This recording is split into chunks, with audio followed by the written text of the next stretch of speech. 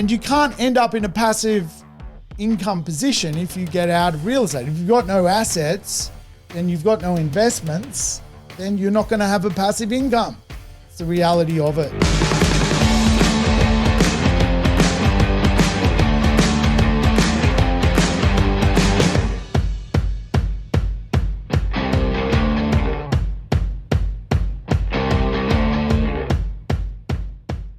Welcome to the Urban Property Investor. I'm your host, Sam Saggers, here to help you crack the code of real estate wealth.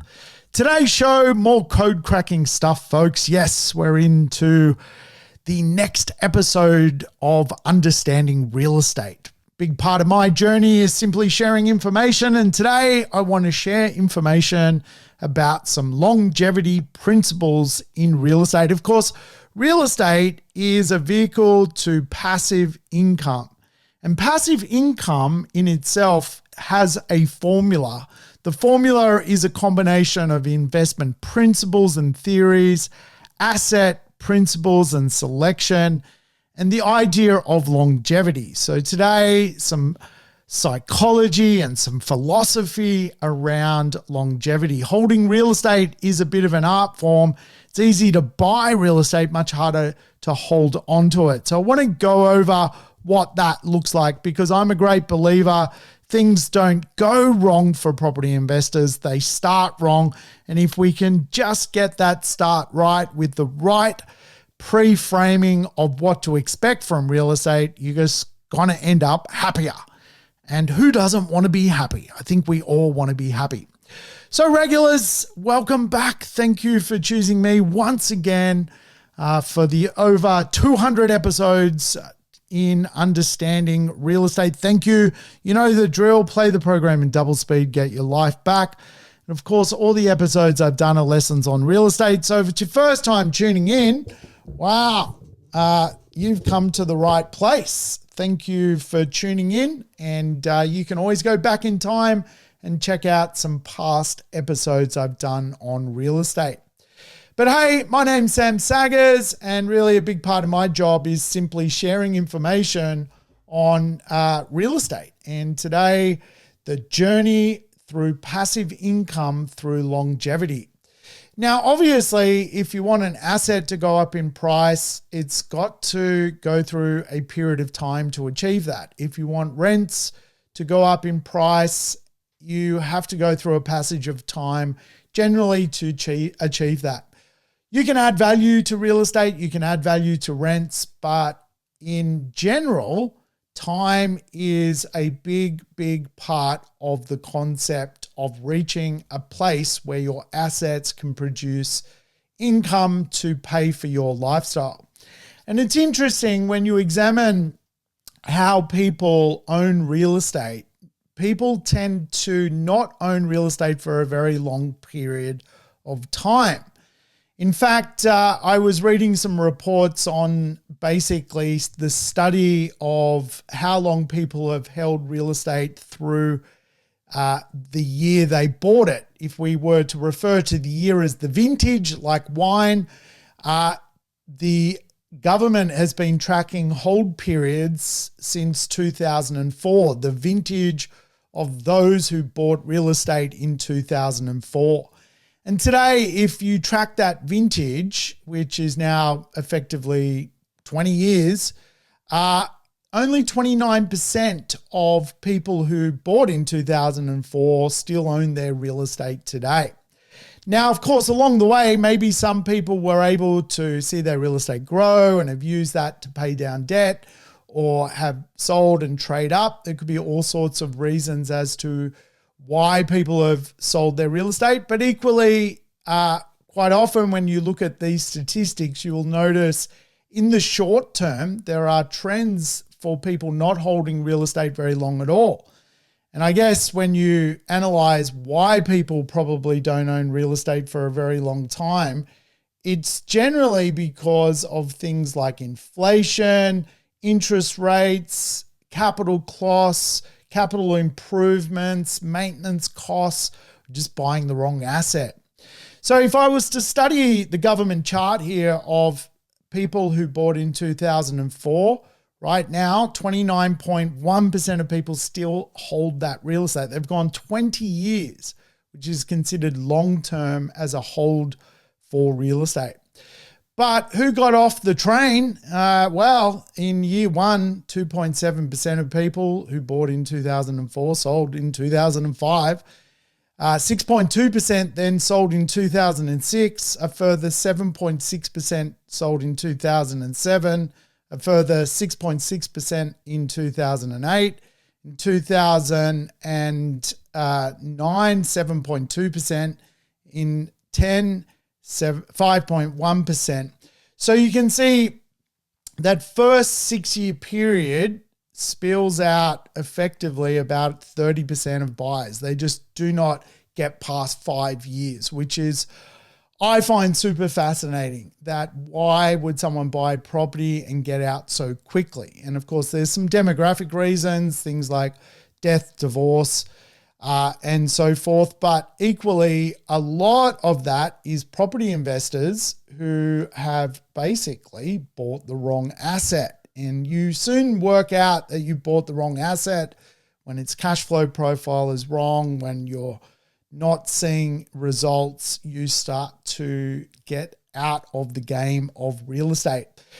And you can't end up in a passive income position if you get out of real estate. If you've got no assets and you've got no investments, then you're not going to have a passive income. It's the reality of it. But people tend to, I guess, overanalyze what can be achieved in 1 year in real estate and undervalue what can be achieved in, say, a 15-year period. Now, if we think about a 15-year period, it's quite a short period of a long life. It's a small chunk, but ultimately that one cycle, that one 15-year period can have a huge economic impact on your world. If you choose to invest over a 15-year period, it will change your life. If you choose to sit out a 15-year period, you will find the results of that decision somewhere later in your life. And of course, I'm a big believer, have a hard life in the beginning, have an easy life later. Have an easy life in the beginning, you're going to have a hard life later. That's the input-output equation. So we've all got a map of what we need to do to get to a passive income space. And of course, I teach the automatic acquisition plan. It's a really simple plan.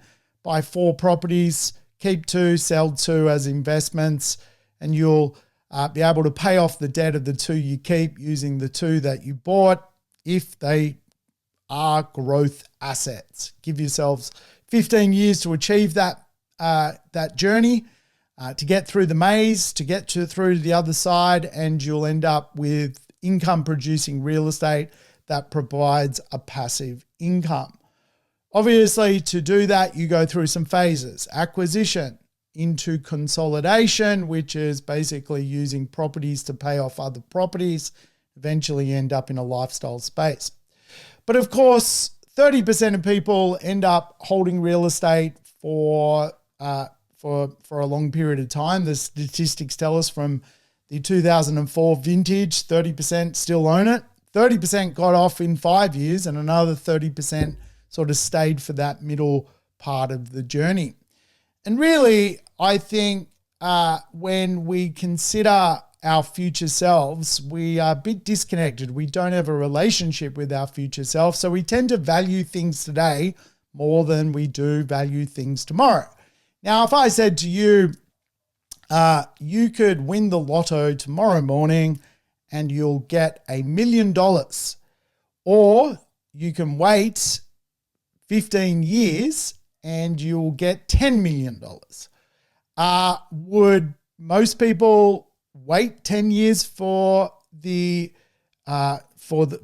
greater jackpot, or would most people take the money today and live for the moment? This is the interesting part. Really, that is the concept of today, which is the concept of the marshmallow experiment. That really, it's very difficult for a lot of people not to take something instantly for that instant gratification and wait for the results down the track. Now, Stanford University back in the 70s ran an experiment known as the marshmallow experiment.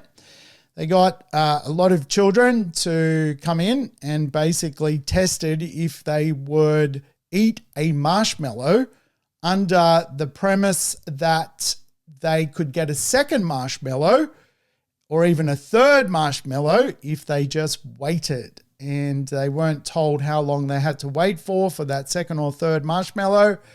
And of course, it could be a matter of 5 minutes or it could be a couple of hours. And so these young children who were very, very young, 4 or 5 years of age, were put to the test.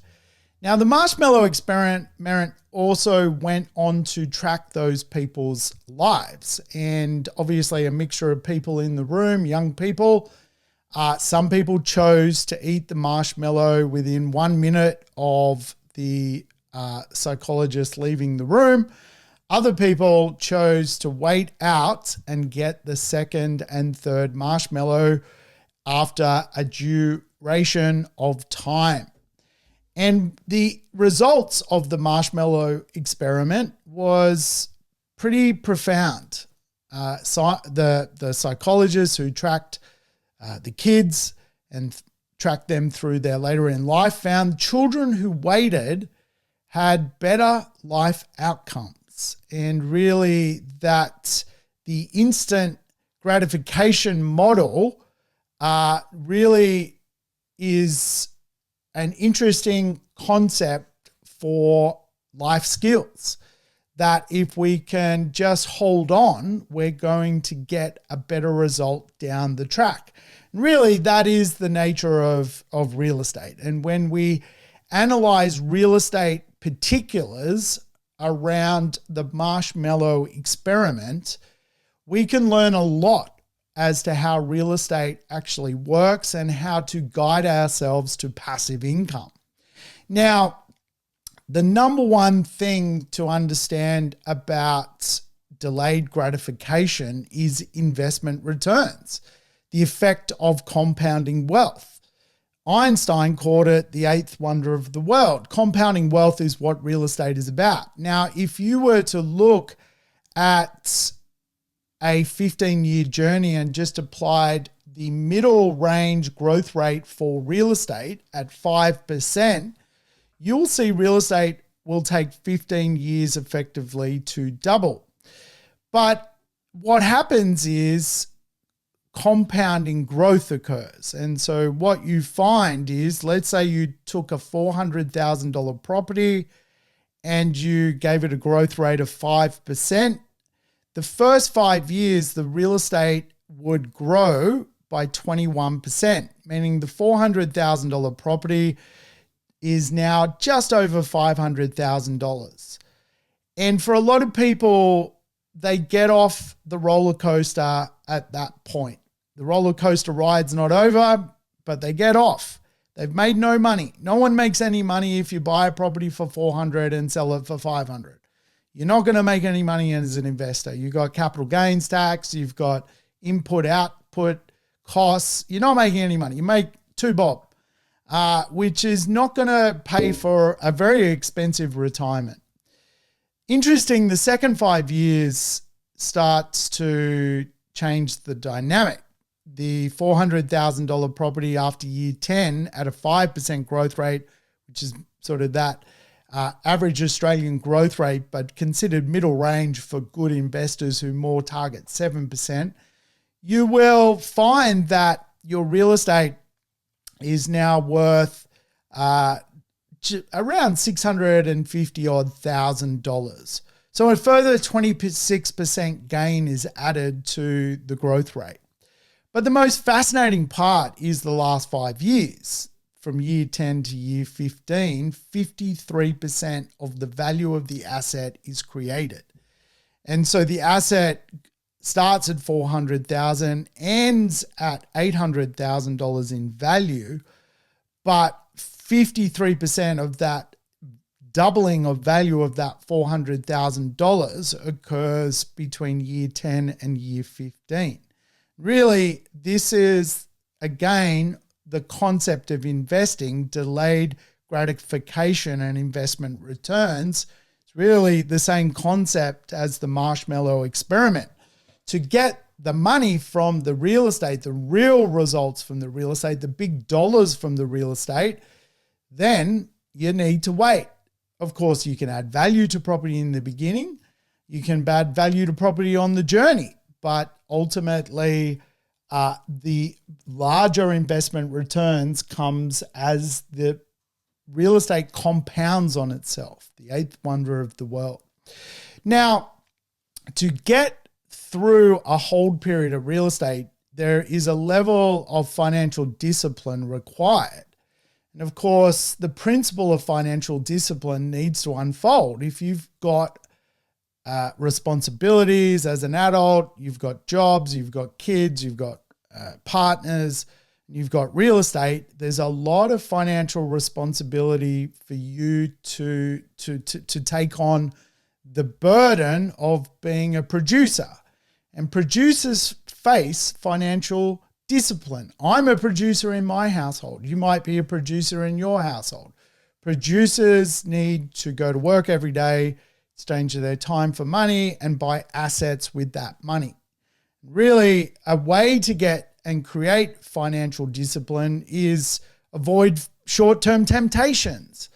A lot of people don't get past their first investment or their primary family home or even past the rental ladder because of bad debts, cars they don't need, keeping up with the Joneses, all that kind of stuff. Now, believe it or not, I have like $20 million worth of real estate and I don't even own a car at this point. I got rid of my car. I was like, I'm going carless. I'm not going to fall into the car trap. I'm going to use some money to further invest. So there you go. I as well play the game of the marshmallow effect, the marshmallow experiment. I'm looking to get more results from something else than owning a car. I know it sounds crazy, but yes, I ride share, I catch public transport. Could I afford a car? Absolutely. Do I need a car? Sometimes I do. Do I go without? Yes, I do. Why do I go without? Marshmallow experiment.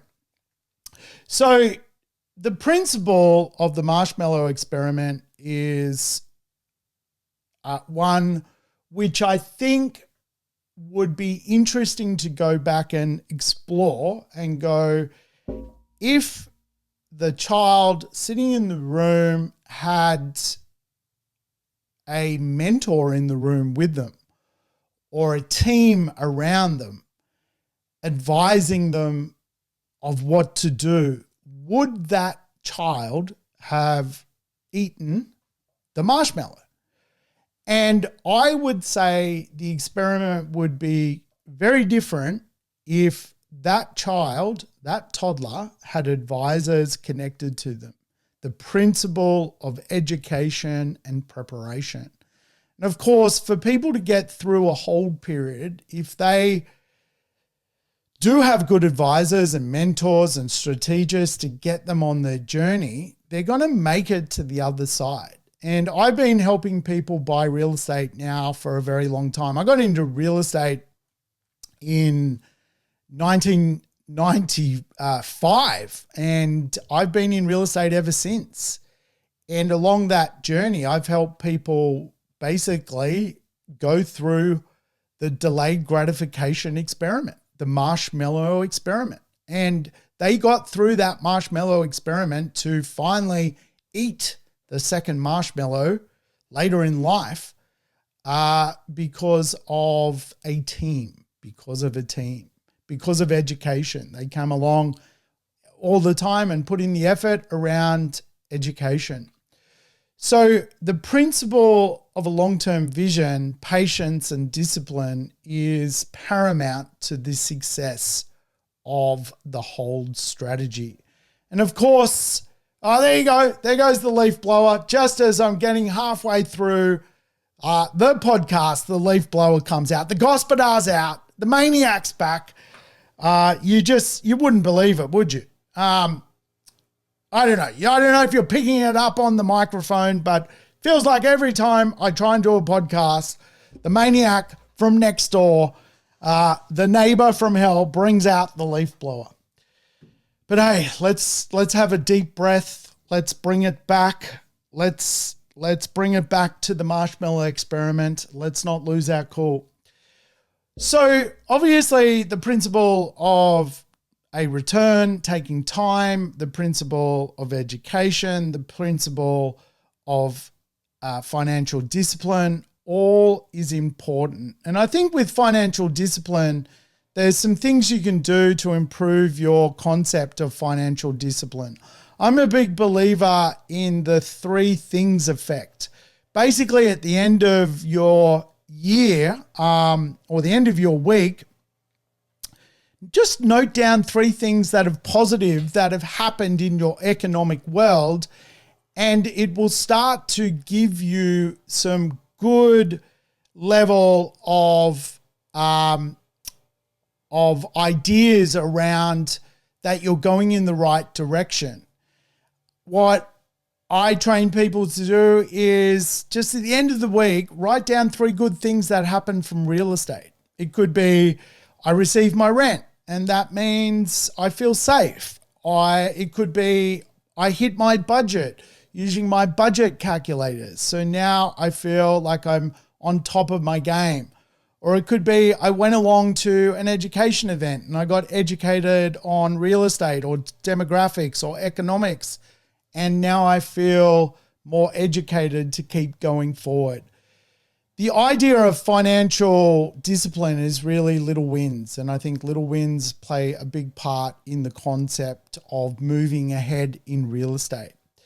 And of course, really the marshmallow experiment links to assets as well, right? We want to make sure that we're choosing that real estate that has the ability to go 15, 20, 30 years. And of course, for us, we want to buy in the vintage of 2024 and still be around and one of those people who are holding real estate in 2044, unless we're using the real estate as a proxy to pay off debt on another piece of real estate. So the principle of longevity assets is the balance of land use and building use. That's the principle of a longevity asset. And again, good improvements, bad economics equals a bad decision. Because obviously, you know, if you're buying a good property but basically the economics of an area is never going to work out, that's going to be a bad decision. So is a bad improvement and good economics. And right now I see a lot of people, for example, buying in Perth, but they're buying some pretty bad properties. And that's going to turn out to be a bit of a bad decision because of what we refer to as the marshmallow experiment. Down the track, that real estate is not going to work out to be very, very good. Equally, I can see over in Perth, there's some good properties and good economics happening, which is what you want to see. Good improvements, good economics in any marketplace. If you stick to the Brisbanes and the Melbournes and the Sydneys and the Adelaides and the Perths and the Newcastles, the Gold Coast and the Sunshine Coast and the Geelongs and these kind of bigger marketplaces, good, and buy a good property and good economics, you're going to get that result down the track of creating a good decision for yourself, which is what we want to see because of the principle of a future sale. Now, as I alluded to get to a passive income space, you also need to design a plan where some of the real estate you are going to sell to pay off debt on some others. Remember, buy 4 properties, keep 2, sell 2. That's really the formula. And so the future sale principle is a big, big principle of getting a result down the track. The day you sell is the day you cash in. And it's very much linked to the marshmallow experiment. You know, we need to hold real estate, watch it mature, watch it improve in value so that we can get a financial return further down the track. And real estate goes through the principle of change, which again takes time. Change in a location takes time. Gentrification takes time. Something can't gentrify in 1 year. It takes 10, 15, 20 years to gentrify. And of course, if you think about the idea of an area, it goes through a period of decline, a period of diminishing demand and acceptance. Then it goes through renewal, a period of rejuvenation, rebirth, and more demand. And of course, that leads to growth, a period during which an area gains public favor and of course acceptance. That then leads to stability and a period of equilibrium and sustainability. So that change in itself is going to take time. And again, you won't get the full financial rewards unless you go through the hold period and watch that area go through that change of value. And of course, I think the marshmallow experiment is a great way to consider that real estate has a future add value component to it. Quite often when we look at real estate, we look at it as what can we add value today and how can we add value today? And of course, the add value bookend principle is a great way to think about real estate. Yes, you can buy real estate today, add some value to it through things like building and pre-construction or doing a development, but also down the track, you can renovate real estate or you can bring rejuvenation techniques to real estate. And that add value strategy means that you've got a parked renovation.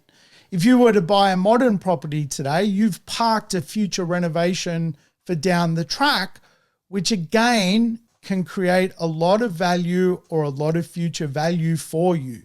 You've earmarked yourself for a future gain down the track if you hold the asset and bring more life to the property.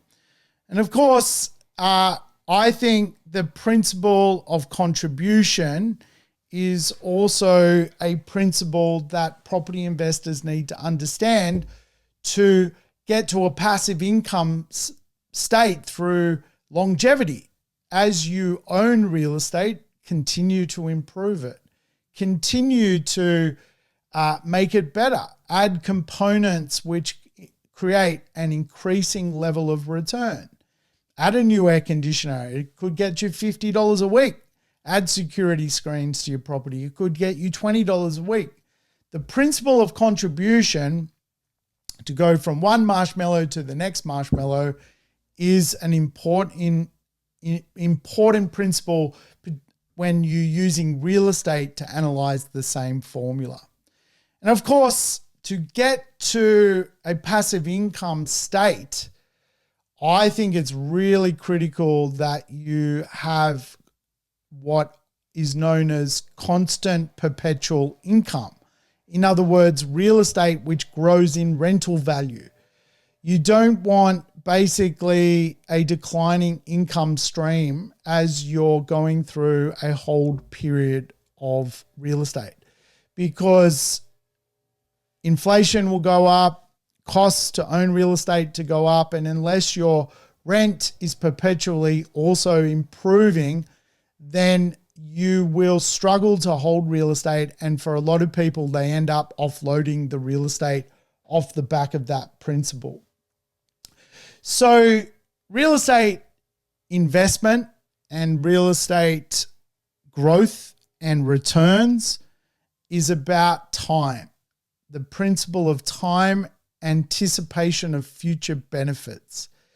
Now, a lot of people just analyze the here and now. What's the current property worth? What's it worth on the day you look into what it's worth. But what's the future worth of the property? What are the future cash flows of the property? What are the future gains of the property? And in some respects, property investors need to be a little bit of a futurist and have a bit of faith that they are on a journey to another place. Their locations on a journey to another place. Their dwellings on a journey to another place. Their incomes on a journey to another place. And of course, sometimes it's good to think of the worst house, best street as a destination principle, not a principle of today. In other words, buy a good modern home. Over time, new and better homes will be built around that home. Despite the relative decline of your property, because you've bought it in a good place, the process of renewal will mean that your property, which you end up seeing go down in appeal because of the dwelling, allows you to bookend a renovation into the future. And of course, because you might have bought in a good street or a good location, you've got future gains ahead of you if you just hold the real estate and play out the worst house, best street as a destination concept as well, which allows you to continuously improve and increase values for yourself. Again, the compounding effect of the future is really, really important. And of course, a lot of people will choose a pretty ordinary asset which has no surplus productivity in it right now, and think that really real estate is about the short term. And that's why a lot of people just simply don't go the distance when it comes to getting to the other side of real estate. And the reality with real estate, it's going to take time to improve. Time is a measurement. Every asset has a measurement of time. If you want to think about real estate, traders own real estate for 12 to 24 months, speculators 1 to 6 years. Short-term hold in real estate is 7 to 20 years. Medium-term hold 13 to 20 years. A long-term hold, like the vintage of 2024, this time next year, will be considered long-term holders. I wonder how many will be left after that 29% who have made it to long-term investment from that vintage. Very interesting, but I can assure you those people who bought in 2004 would be very happy with what they have bought. So something to think about. All right, folks, thanks for your time. I'll catch you as we talk more real estate next week. Thanks for tuning in to the Urban Property Investor. To never miss an episode, make sure you subscribe to the podcast on your favorite app or on YouTube. And I would love it if you could give the show a rating and share it with your friends and family. In between episodes, you can always keep in touch with me by connecting on social media over Facebook, Instagram, or LinkedIn. Until we meet again on the next episode of the Urban Property Investor, take care and bye for now.